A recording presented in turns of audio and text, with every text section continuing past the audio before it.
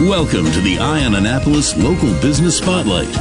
There are thousands of locally owned businesses in the area, some small and some large. Some you may know and others you don't. But one thing they all have in common is a great story, and we want to share it with you. Join us every Saturday as we talk to the founders, the owners, and the managers of local businesses you have come to know and love, and those you will come to know and love. Now here's your host, John Frenay, with this week's Local Business Spotlight. We're back here in the back room at Bay Ridge Wine and Spirits down here on Bay Ridge Road. I get the avenues and roads confused because this should be an avenue because it's big and wide. Well, technically our mailing address is Hillsmere Drive. But yes, we are at the confluence of Hillsmere, Forest, Bay Ridge Road, Bay Ridge Drive. So I'll let you decide which one's which. Right next to the Annapolis Smokehouse. Yes. Couple doors down from Grump's Cafe. There's two signature landmarks that you would know. But we're here with Dave Marberger, who is the owner of Bay Ridge Wine and Spirits. And we spoke with you. We talked with you in the middle of COVID with Jared Littman from K&B True Value, just sort of about supply chain stuff. But we had spoken with you prior to COVID with our local business spotlight. And we wanted to jump back in and see, find out, because there's a lot that's changed with you. I mean, besides the fact that you can't get some product in cardboard boxes or in short supply and tin cans and, and everything else. But you guys have undergone quite a bit of change over the last couple of years, haven't you? We have, hopefully all for the positive. We've grown quite a bit. We've added a new e-commerce app. So anybody can go to bayridgewine.com and download our app so you can scroll our inventory on your cellular device, your tablet, your computer, what have you, place an order, and we'll either deliver it to you or you can schedule it for curbside pickup. That obviously we'd been searching for something like that for many years. Then, of course, COVID happened and forced your hand. That got moved from the, not back burner, but kind of the side burner to the front overnight. But putting something like that together takes a tremendous amount of time, effort, and energy. So we kind of did a soft opening for that in August, and then we went full bore about a week and a half ago. How's it been accepted so far? Great. We have more downloads and more orders on daily as every day goes by. So it's a learning curve for us. I mean, we've always delivered. We've always been willing to do curbside, but curbside, the whole concept of curbside, wasn't really a thing. Even though most businesses would have been happy to do it. Yeah, anybody wants to, any business, whether it's clothing or liquor or beer, you want to go in, you want to feel it, you want to look, this is a cool label, or whatever. Well, that's just it. Yeah, exactly. I mean, people want to place the order, and even if it's, whether it's convenience or whether it's just wanting to be that distance, say, hey, I'm on my way home. I'll be there in 10 minutes. I'll pull up front and boom, we run it out to them. But yeah, we'd love to have somebody in the store, walking the aisles, taking a look at everything that we have to offer and talking to our staff. But perusing the inventory online, is the next best thing. Is that pretty close to real-time inventory? Oh, it is. Yes. I think it's a 30-minute delay between what our computers do when computers do whatever they do and the actual website. Right. Wow, that's pretty significant with all the bottles and everything that you've got here. Yeah, it is. It's wonderful. It's wonderful. We've seen it for years through many different industries, and now we're part of the club, so to speak. So we're doing it as well. Do you think all that's here to stay? I think so. I definitely think so. I don't think the trajectory that you see with the increase in business year over year via e-commerce is necessarily going to continue at the same rate that it's been. But without a doubt, there's going to be, e-commerce is here to stay. I mean, there's no denying that. I was one of the last people to join on to the email thing. Okay. I don't know, however many years ago that was. But I was like, yeah, okay, well, I guess email's here to stay, so I guess I'll get involved with it. And now I can't live without it. Well, it's so funny. I was, my girlfriend was like, when the internet first came out, I said, oh, no, nobody's going to do this thing. Yeah. Yeah. And lo and behold, I mean, we just live and die on our phones that are, have everything in your pocket. Well, I mean, if you think about it, I mean, today you cram more into one day today than you did 20 years ago, and, probably 5 times more than what you did 30 years ago. And because that's the case, that convenience factor plays a huge role. And not to mention, in our industry, just like most industries, you have to be relevant where people are. Mm-hmm. And if people are on their computers or people are on their phones, you have to be relevant on their phones or on their computers. So that's part of the process for us. We have to be there. We have to, and it's not that if we aren't, it's not that we're not doing good things. It's not that we're not doing things good, but we're just not where they are. So that's the concept. Sure. You got to fish where the fish are. Well, I will say that your email, I get a zillion emails that usually go to just sort of a general email box, but yours is one that gets exempted out every week with, because I do want to check what's coming down the line for the specials with Bay Ridge Wine and Spirits. Now, the last time that we talked about the business, I mean, the big thing for you twice a year was your customer appreciation days. Yeah. And COVID has really sort of thrown that for a loop for you too, right? It has. About 2 months ago in September, we had all the plans in the world in moving forward with our sale. But unfortunately, in late August, the Delta variant poked its ugly head, and that's where all the conversation was about the variant. And because of the way we buy our products, we had to make a decision about a week before the end of the month of August, because it would have altered tremendously those products that we bought at the end of the month of August. And at the time, the Delta variant was just going up and up and up, and not knowing where it was going to end up. And I don't think it ended up near what everybody was speaking about. We made the decision not to do it. We love to hate that sale, right? It's a tremendous amount of work. I mean, it is. I mean, it's backbreaking for us, but it's something that we've done for 25 years. So for us, it represents a sense of normalcy to be able to do it. And I think that anybody that's in any retail trade right now, or any kind of service industry, or just I think the world in general, is looking for a return to a sense of normalcy. So I'll tell you that as of today, we plan on doing it in February. And the only thing that's going to change that would be what happened in September. The shift away from normalcy. Yeah, exactly. So, we want to do it. It's a little bit twisted that we kind of enjoy it in a way, because it's again, we see those people in here and we get thank yous from our customers, and it's wonderful. And we like to, it's what we do, and we do it very well. So we are looking forward to doing it in February, but truth be told, if something negative happens again, health-wise throughout the country, we might have to cancel it. But as of now, we're planning on doing it. You're no different than any other business that, the first priority has got to be your customers and your staff and yourself. Oh, yeah. The health. Exactly. Well, that was our worst fear, was that a customer would come in here during the sale, because we pack. There's a lot of people in here at one time, and trying to maintain a 6-foot distance is impossible during those 3 days. So, our worst case scenario would be a customer came in here and got COVID either from one of our staff, Lord God forbid, or from another customer, and then it could be traced back to the sale. And that's not something I'd want to lay down my head on my pillow at the end of the night knowing.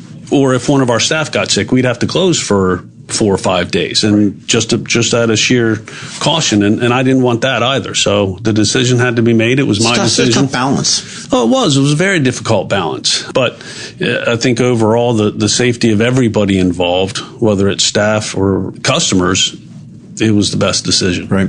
What do you think about for the holiday season? What's hot? And alcohol sales are always pretty high, I would imagine, during the holiday season. Oh yeah, holidays are great for us. Just having inventory is hot right now. Getting stuff back in stock. There's a huge shift in the beer / canned cocktail category. Seltzers, everyone knows. Everyone's been consuming seltzers for a couple years now. There seems to be, everything that I'm reading seems to indicate that seltzers are declining in relevance, and that the RTDs or ready to drink cocktails. We talked with Katzeff Brothers on this a lot with the RTDs, yes. So we were familiar with that. But those have taken off incredibly, I think. Oh yeah, everybody and their brother's coming out with one. I mean, they're just all over the place, and it's the same thing that happened with seltzers. It's the same thing that happened with Prosecco. It's the same thing that happened with White Zinfandel when that happened. Same thing that happened with light beer. I mean, a trend starts, everyone jumps on it. It's just the way it works. But bourbons are still strong, Irish whiskeys. Wine is holding good, Spanish, red zins, blended reds. This year it's going to be interesting to see what's going on in the sparkling world.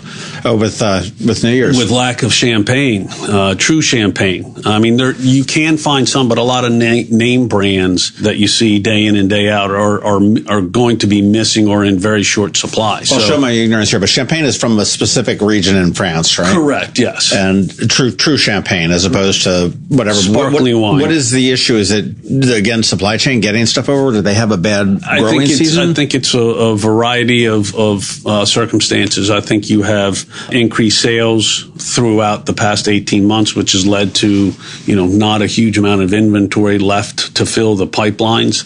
I think you have some issues with getting the product here to the country with, we've all heard the stories of mass quantities of shipping containers sitting offshore, right. Not being able to get unloaded. So there's a lot of factors that go into that. I mean, there's other product out there. There's lesser known product that's, quite honestly, in my opinion, equally as good at just the same price, if not less expensive.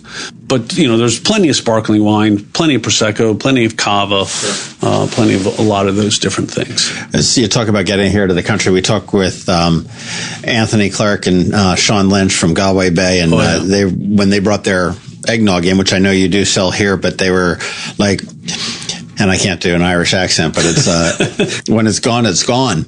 He says we totally guessed what we need, and that's what we brought over, and it's gone. It's gone. There's not, Yeah, they do a great job with that. It's most of the traditional eggnogs that we've sold for years and years are relatively inexpensive, and the Galway Bay is a little bit more expensive, more than the traditional ones. But I'll tell you what, people in this area cannot get enough of it. It's insane. They come in, we put it on the floor early November, I think it was when we got ours. Well, we've actually had it in here for a couple of weeks. So yeah, early November, and boom, right away, bottle sales, case sales, bottle sales, case sales out the door. It's nuts. It is, and I'm not a huge. I mean, I'm an eggnog fan in small quantities. I'm with you. I mean, I'll drink maybe 8 glasses throughout the holiday season myself. That's about 7.5 more than I do. And but it is a very good eggnog. Oh, I believe that we could sell, if we had it left, which we've never run into that circumstance, but if we had it left, we would sell it until March, April, until it's all gone. People love it. It's good stuff there. So champagne's going to be an issue. Well, let's talk about your other businesses that you've, like I said, exciting. I didn't realize, but you've expanded Bay Ridge Wine and Spirits, and the first expansion was into the spot next to us, which was a Chinese buffet at one point, I think. So when my father-in-law bought this business in 91, we were in the spot in this shopping center. It's technically 109 Hillsmere Drive. That was the unit number 109, which is where you and I are sitting right now. And it's about 4,000 square feet. And then in 97, I think it was, Total Craft, which had been in the shopping center, left the shopping center, and West Marine then moved over to where Total Craft was, so we moved over to where West Marine had been. So we went from 4,000 to 9,980 square feet. Okay. And then in 2005, the China Buffet, which had moved into our 4,000 square foot spot, when we left it, they left, and then we took this other spot back over, and so we're now at 14,000. Okay, so you were actually originally in the spot that is I'll say a tasting room, for lack of a better word. Correct. But that spot immediately adjacent to the smokehouse, that was your original space? Correct. Yeah. Okay, and then you moved it over, and then we grabbed it back again. We did it for a couple reasons, but the main reason was there had been a change in law in the way alcoholic beverages could have been purchased. And that law took place in 2005, I believe. But basically it made it so that quantity discounts were available. The more you buy, the less expensive it gets. Up until then, everybody bought the same product at the same price, whether you bought 1 case or 1,000 cases. Everybody paid the same price for it. So when those quantity discounts came around, we knew that we would need extra space for storage, which is quite honestly the reason why we took our 4,000 square feet back over. Not for the wine room that you see in the front of the house, not for a tasting room, but we really did it for the storage area that's in the inventory. Back. Yeah, because that's about 1,300 square feet out front, and the rest of it's office space and storage. Jump back a little bit. I know during the pandemic, Comptroller Francho worked on the carry-out drinks, and then ultimately the laws were changed to allow restaurants to have to-go cocktails. Correct. You can't consume them on the street. Nobody listens, but the law says you can't. Did that hurt your business at all? I think it had the potential to, but I don't think that taking actual drinks out of what's called an on-premise establishment where the alcohol is consumed on-premise, I don't think that in and of itself was a negative to us. I think what could have put things in a negative spotlight would have been had bars and restaurants or on-premise facilities been able to sell bottles to go. Then you're talking send a bottle of whiskey, or then you're talking about a discrepancy that would need to be addressed. But I think that what took place with on-premise establishments being able to do that, I think it was absolutely necessary. I mean, it was a difficult thing for us here, as you said at the intro. We're kind of sandwiched in between Smokehouse and Grumps. It was really difficult for us to come to work every day, being as busy as we were. I mean, we were just slammed busy, while those two guys were just slowly dying on the vine. And I don't mean literally, but their businesses were getting crushed.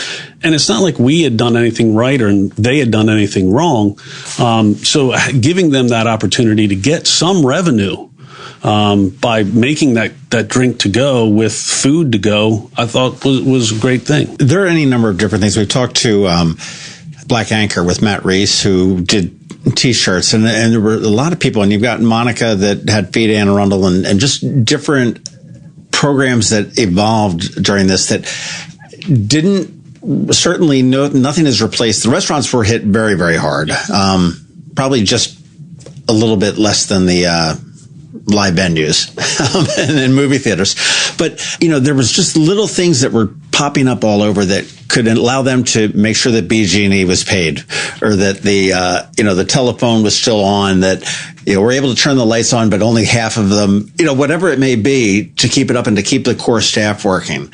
And that was really neat when the community came together and to do things like that. I think what the city did and what the county did with the outdoor dining was wonderful. I mean, there were people that wanted to support businesses, but they were freaked out about COVID. Yeah, that's, I talked about this, before we started the podcast, and that there were a lot of difficult decisions that needed to be made. And a lot of it was not necessarily guesswork, but kind of hope work. Decision was made and you hoped that it was the best. And it was great to see the community come together.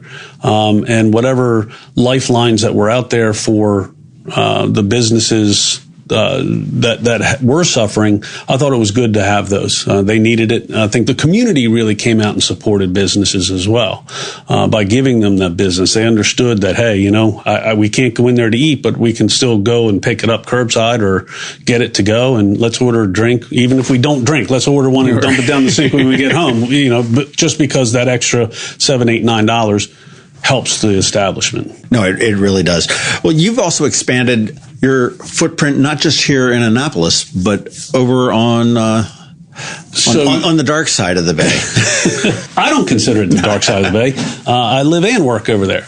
But yeah, we back in April, my mother-in-law and myself purchased an existing business that had been there for a number of years. So we are Bay Ridge Wine and Spirits Kent Island as over there now. So technically, my wife and my father-in-law own Bay Ridge Wine and Spirits Annapolis, and my mother-in-law and I own Bay Ridge Wine and Spirits Kent Island. You got to make sure you stay on the good terms with your wife before she pushes you out. Yeah, without a doubt, without a doubt. She holds that over my head about once a week just to keep me in check. Just keep you, keep me honest. In check. Yeah. So how is the store going over there? I mean, you said April, so I mean, we're going, 8 months now? Yeah, it's been 7-8 months now. Things are going well. We're not trying to recreate the wheel. We have a lot of small tweaks, a lot of small things that we're doing just to kind of put our stamp on it, make it, what we do and how we do it. But business is good. It's one of those things where if it ain't broke, don't fix it. So I don't plan on drastically changing too much over there. Well, Dave, the one thing that attracts me and any number of people that I know to you, and let's face it, you've got a lot of competition right here in Forest Drive. Across the street, there's one in the Giant Center. There's a liquor store up there at Tyler Avenue. You go up on Old Forest Drive. There's a couple up there, and Festival at Riva. And it's the service and the inventory that you carry. I mean, is phenomenal. I mean, you come here and you're looking for a recommendation, and you've got half a dozen people here that are just thrilled to chime in. Well, let me first echo your first comment. And Annapolis, there's many great places where people can stop and get beverage alcohol here in town. Really and honestly, there's some great retailers. Our building, when you walk into our store, it's bright, it's big, it's roomy. Our aisles are spacious. Our displays are nice and neat. Things are laid out, in somewhat of a manner that makes sense. It's easy to shop. And yeah, we put a ton of staff in here daily. We don't ever want a customer to walk in here and not be able to find somebody to ask a question to. And everybody shops differently. Some people want to come in, they want to go right to what they want, they want to pick it up and they want to go to the front and boom, they're done. Those customers, I don't want to say they're easy, but they know what they're doing. Yeah. I mean, they're task oriented, so to speak. And then you have others that actually want to come in and shop. They want to read the descriptions. They want to, find out, oh, I haven't seen this wine before. What's that? Or what's this? I haven't seen that category on a bottle of gin before. What does that mean? So we need to be able to handle both at the same time or one or the other, depending upon which shopper you end up being. So I like to think that we give great customer service. I like to think that our inventory is probably broader than most, but we're fortunate enough to have the space to do that. And it doesn't come without a lot of work. But yeah, we've also been very fortunate. We've been well received by the community, and that's something that we're very grateful for. Yeah, my girlfriend and I were talking, we were in Home Depot yesterday, and it was like, they used to be, you'd see these guys in the orange aprons floating all around. What can I help you? Can I help you? And now I guess with the hiring shortage, you're seeking out people. It's like, hey, where would you?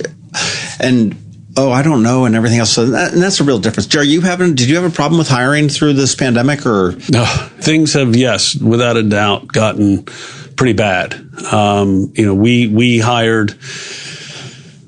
Wow. In the past month, I want to say here in Annapolis, we've probably hired 7 people, 4 of which called out sick one time or another over the past, 3-4 days.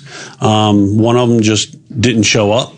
So, yeah, it's definitely an issue. And in particular with, again, going back to that new app that we introduced, that adds a whole other level of service that we need to be able to handle.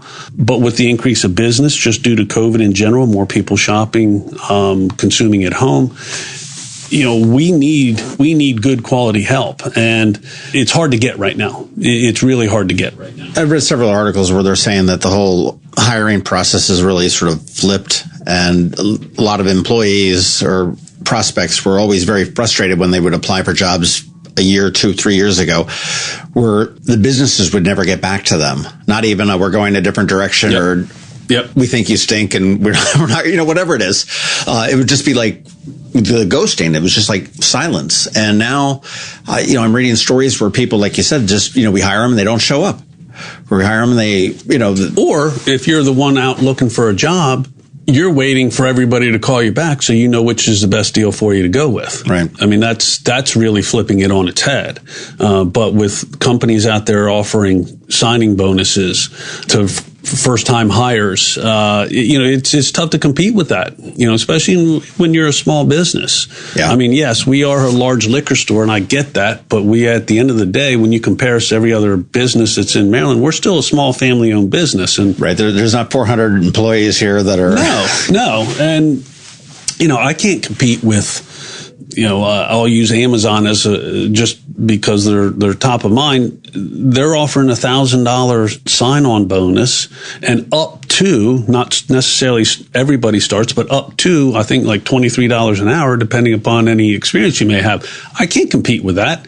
If I did, I'd be raising all my prices across the board, probably 50%. Right. And nobody wants that. We were talking about the school bus driver issue, and I was like, well, I listened to a commercial for Walmart drivers. If you have a CDL, you can pass a background check.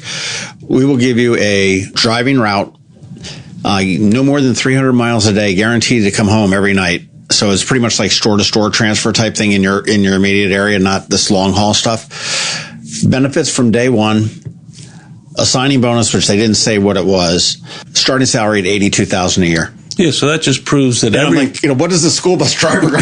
Yeah. So it's not just Bay Ridge Wine and Spirits who's having problems getting employees right now. It's everybody, and it's not the money that the government, the extra money that the government was giving. And I think at some point in time that was a component of it, but that's stopped. So there's been a quantum shift in this country in regard to who, how, where, when, and why you're working.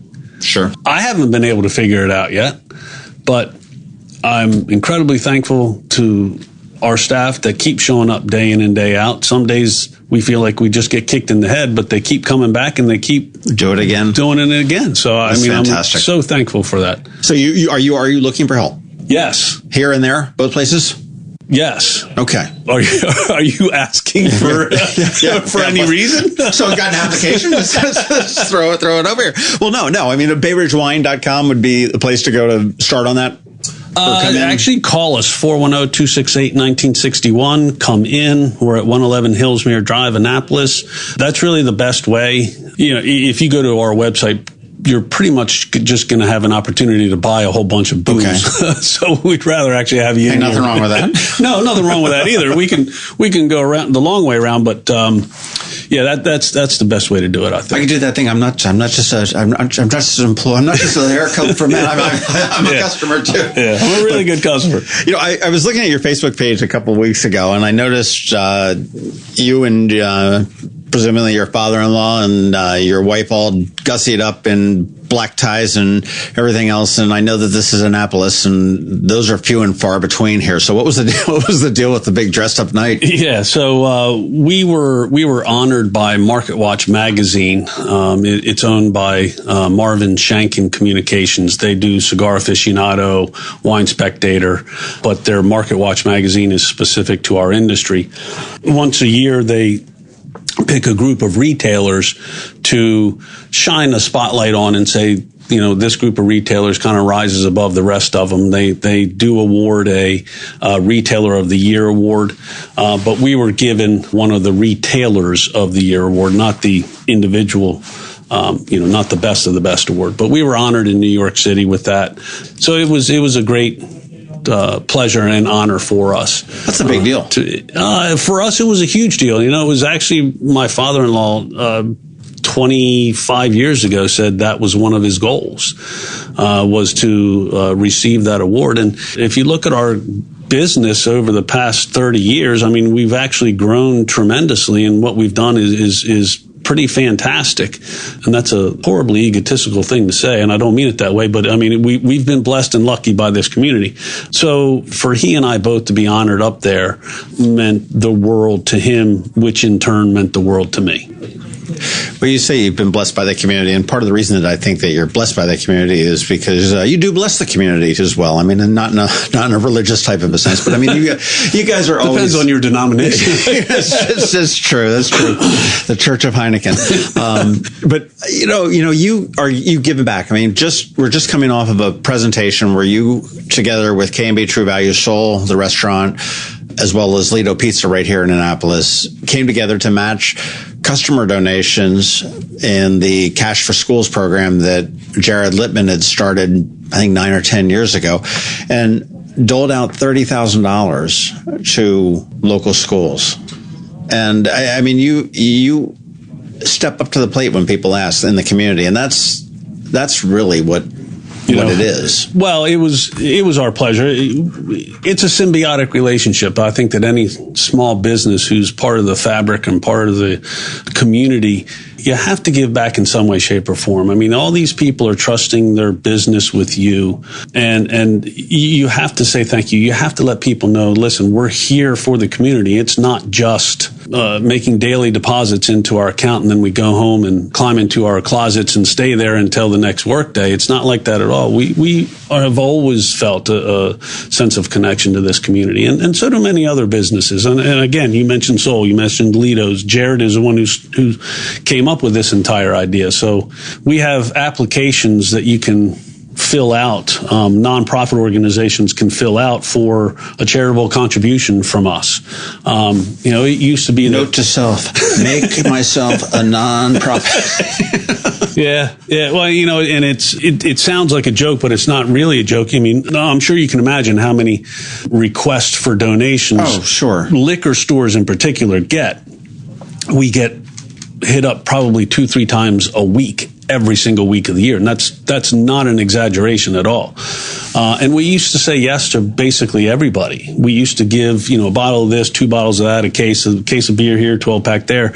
And at the end of the year, we would add that up. And it was astonishing. I mean, we were donating like $70,000 worth of just goods. And you don't think about it when you go, okay, well, here's a bottle of this. You don't think about it, but at the end of the year, you start counting them up. It's a lot of dollars and cents. So we kind of changed things around, and we now basically you have to give us an application. And a lot of times we'll do it either through a cash contribution, which is what we prefer, because we'd rather donate $5,000 to fewer organizations and make a larger impact on those. That makes sense. Than give $100 to everybody and have a very little impact. Or ABC organization is doing a fundraiser and they need alcohol. We'll sell them their alcohol at cost for the event. It's not necessarily a donation, but it does help them reduce their overall cost. Without a doubt. So we try to do what we can as much as we can. And like I told you earlier, this one was super easy because Jared does all the work. So that's a real easy one for us. My kind of fundraiser. Yeah, exactly. It was easy. That's right. We were teasing. Says Dave just showed up and smiled for the picture and and called it a day. Yeah, that was easy. I heard a great story. We were on a road trip a couple of weeks ago. Went down to Florida and back, and we were in Beaufort, South Carolina, and just a great little locally owned business, Main Street, right down there on the water. And just was talking to a shopkeeper, and they said, "Oh yeah, we had that Starbucks." I don't mean to diss on Starbucks, but Starbucks tried to come in down here, and we told them. We said, "Well, no, we're kind of like a locally owned community center right here, and we're not going to embrace you." And they're like, "Well, we're going to rent and we're going to renovate. And we're going to bring Starbucks down here to the waterfront." And he said, "Well, we don't think our people are going to embrace you, but go ahead." And sure enough, 6 months later, there's a for rent sign on the thing. Starbucks was building out on the highway leading into town, which they're doing a booming business. But it was such a neat story to hear the local merchants were like, "Yeah, no, it's, and the people that surround the community are supporting the local small businesses." Well, you're preaching to the choir when you tell that story, but I think that's absolutely wonderful. I think that the business community, yes, and the people within the community should work hand in hand on a regular basis on a multitude of things. It only benefits everybody in that area. A lot of corporations will come in and, kind of bully, for lack of a better word, kind of bully their way in and say, "Well, we're coming anyway. We'll let the customers decide." And in that scenario, the customers did decide. And I think that's a beautiful story. And I'd love to see that play out in all industries around around the city of Annapolis or Anne Arundel County or the state of Maryland. Well, there's a place for big box stores and everything else as well. I mean, in the retail environment, just certain areas, it doesn't make sense. I mean, when you are a community, You got to work with community businesses, working with the community itself. You look at I don't know whether you're into sponsoring it, but I mean, you look at any of the Little League games or the rec soccer games and the signs that are hanging on the outfield. I mean, those are the local businesses. Those are the owners that wrote a check for $1,200 to buy the T-shirts, and that's what makes what Annapolis and the small business community really special. And it's certainly partners, and I would say that you are considered a partner in the community, both along with the people that live here and shop here, and on the opposite side of that. And I think it's just partners like that just really make it all chug along. No, we're excited. We're excited to do that kind of stuff. Well, good. Now let's talk about that job application and the nonprofit. But when can you start? I mean, it's really that's about the only question you're going to get right now. When can you start? I do wish you luck going through the holiday season. I don't think you're going to need it. I mean, obviously, people want to get their alcohol and get their liquor before the holiday season. I think that many congratulations on the award. Well deserved. And, for what you've been for so many years for the community, congratulations on the expansion over to Kent Island. Don't forget us here. No. You should see the mileage on my car. It just racks up every at the end of every week. I'm traveling twice as much now. How was the bridge in summer? It doesn't bother me. Actually, if you get on 50, on certain days I go through downtown just because I have to get my fix of downtown. I want to see it. But most of the time I shoot down Forest Drive, Aris T. Allen to Route 50. And I just get on 50 and I stay on 50. And 9 times out of 10, as a matter of fact, I'll argue almost 10 times out of 10, you stay on 50, you're going to get to the bridge. Yeah, you have some issues with traffic every once in a while, but it's not horrible. At the end of a long day, that's a half an hour ride for me to leave my problems behind or kind of game plan for what tomorrow's going to bring. I just turn up the radio, and either I turn it up really loud and sing to my heart's content, or I listen to talk radio. Good singer? Oh, absolutely horrible. Absolutely horrible. That's why I do it with the windows up. But no, it's not bad at all. It's really not bad. Plus, when I get home, it's gorgeous. I absolutely love living over there. Fantastic. Dave Marberger, thank you very much for your time. Folks that want to order online, BayRidgeWine.com is where you want to go. Download that app. That sounds really cool. I do not have it, and I'm looking forward to checking that out. Yeah, please do. Look at you can go to Facebook, find us on Facebook, our website. Come into the store.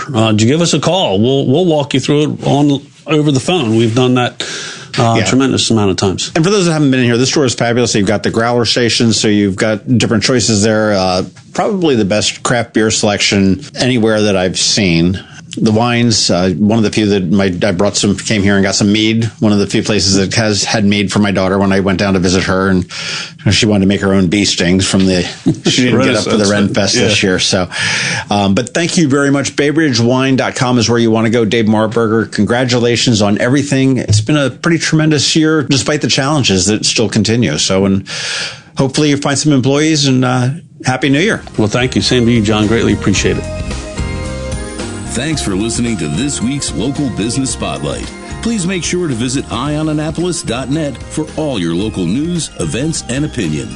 And in case you haven't already, please subscribe to the Eye on Annapolis Daily News Brief, where we bring you all the day's local news direct to your phone, tablet, or computer in about 10 minutes. It comes to you at 6 a.m. every Monday through Friday, and you can subscribe on Apple Podcasts, Google Podcasts, or wherever you get your podcasts.